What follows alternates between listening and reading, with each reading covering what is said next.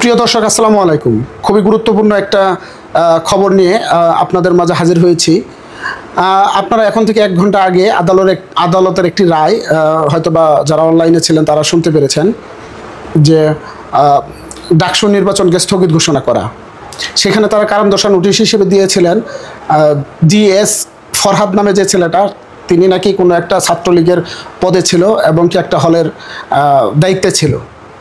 তো রায়ের খবরটি মিডিয়াতে প্রকাশ হওয়ার সাথে সাথেই বাংলাদেশে কি পরিস্থিতি তৈরি হইল যে কারণে আধা ঘন্টার মধ্যেই সেই রায় আবার পুনরায় বিবেচনাধীন চলে যেয়ে আবার ডাকসু নির্বাচনকে তার নির্দিষ্ট সময়ের মধ্যে করার জন্য ঘোষণা করা হলো।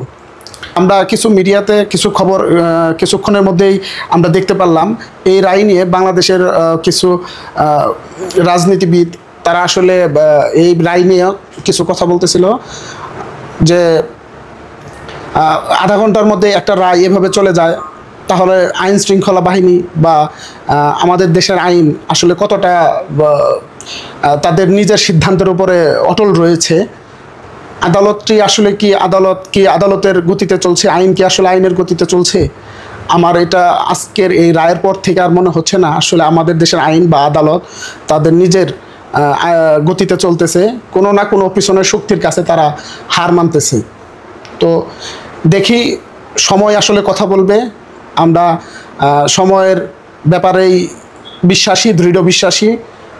এখন বাংলাদেশের রাজনৈতিক বর্তমান প্রেক্ষাপট কোন দিকে যায় সেটা হয়তোবা আজকের এই ঘটনার পরে এই দেশের মানুষের কথা এবং রাজনীতিবিদদের কথা, যারা দেশের ভালোর জন্য ভাবেন, তারা আসলে এই বিষয়টাকে কোন দিকে নিয়ে যায় সেটা আমরা হয়তোবা আজকেই জানতে পারবো এবং কি শুনতে পারবো। আমি যতটুকু ছোট্ট মানুষ হিসেবে মনে করে থাকি, আমাদের দেশের বর্তমান যে অবস্থা বা পরিস্থিতি তা কোনোভাবেই শোচনীয় নয়। দেশের যে কোনো একটা পর্যায়ে এখন আসা উচিত। দেশের আইন শৃঙ্খলা বাহিনীর তারা বিভিন্ন জায়গা থেকে চাপ সৃষ্টি হচ্ছে, একটা কাজ করেও শান্তি পাচ্ছে না, সেটা না করলেও শান্তি পাচ্ছে না।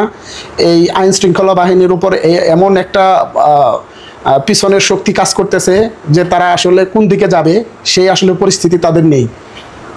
আমার এই ধারণা থেকে আমরা এই দেশের সাধারণ জনগণ হিসেবে মনে করি যে আমাদের দেশের আইন শৃঙ্খলা বাহিনীকে দ্রুত তাদের শক্তি ফিরিয়ে দিয়ে এবং কি দেশের জনগণের জন্য আমাদের পাশে এসে দাঁড়াক এবং তাদের পূর্ণ শক্তি নিয়ে তারা মাঠে কাজ করুক, এই আশাবাদ ব্যক্ত করে শেষ করছি। আসসালামু আলাইকুম।